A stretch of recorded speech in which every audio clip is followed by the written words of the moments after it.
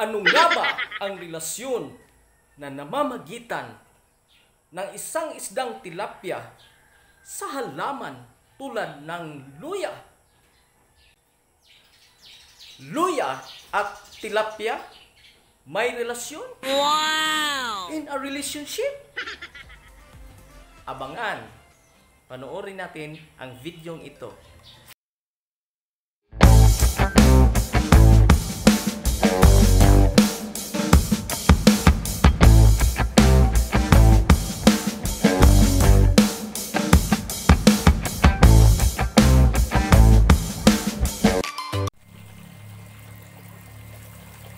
So ngayon guys, mag-harvest muna ako ng tilapia sa aking bagong gawang aquaponic system.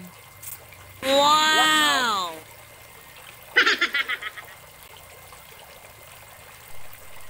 Isang magandang araw po sa inyong lahat.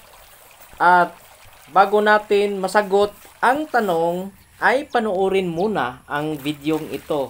At pagkatapos ay huwag kalimutang mag-subscribe para maging updated sa mga sumusunod na videos. Ika nga, ang mga nilalang dito sa mundo ay magkaugnay. Kaya dito mismo sa aking maliit na palaisdaan at maliit na gulayan ay kaya kong patunayan na magkaugnay nga ang lahat na may buhay dito sa mundo. Ang tawag dito ay ecosystem, na kung saan nagtutulungan ang mga organismo para mabuhay. Kaya dito sa episode na ito ay ipapaliwanag ko kung paano nabubuhay ang tilapia at luya sa pamamagitan ng pagtutulungan nila sa isa't isa, o ika nga, give and take. Ang tawag dito sa science ay symbiosis. Wow! Nahuli ka rin. Huli ka rin.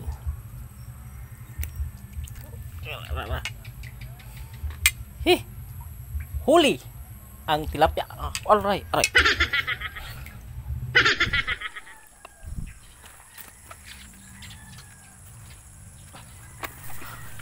Ang dami nang nakuha kong tilapia. Wow! Ang maganda kasi dito sa mga isda na ito ay nabubuhay kahit crowded. Kaya ito, pwede na to. Pwede na to sa isang pangtanghalian. Di ba? Yay!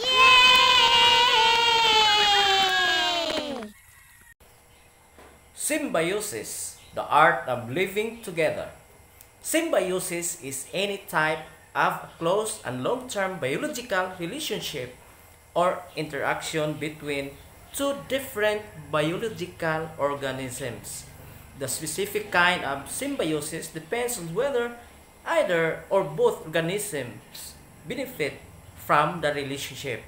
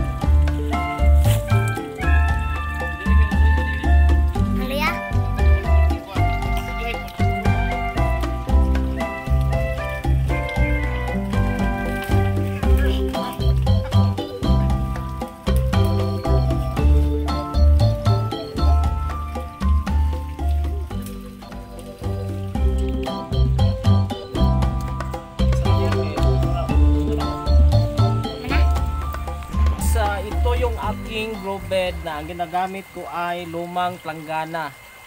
At ito ay luma na dahil sa kalumaan ay marami ng butas. At hindi natin akalain na ganito na pala kadami ang luya. So ito siguro ang dahilan kung bakit hindi na dumadaloy ang tubig. Kaya hina-harvest ko na, guys. At ito, tingnan nyo ang laki. Wow! Ano nga bang relasyon dito sa tilapia?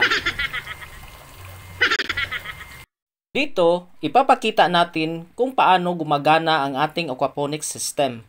Kung paano natin ma-explain kung ano ba yung tinatawag na symbiotic relationship ng tilapia at mga halaman. Una, meron tayong palaisdaan or maliit na fish pond.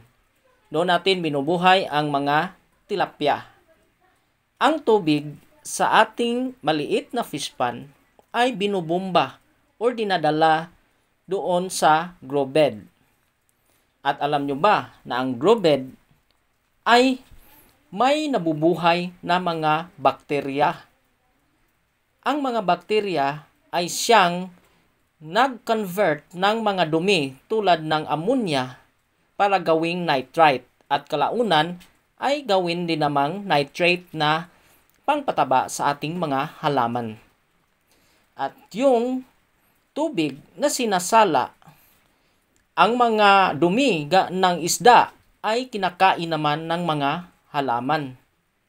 At yung mga tubig, yung tubig na malinis na ay ibabalik naman doon sa fish pond. So yun lang ang kung bakit nagkaroon sila ng symbiotic relationship, ika nga.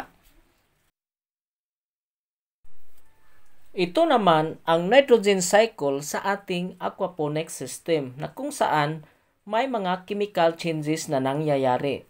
Una, pinapakain natin ang isda ng mga feeds at ang mga isda naman ay naglalabas ng mga protein at nagiging ammonia.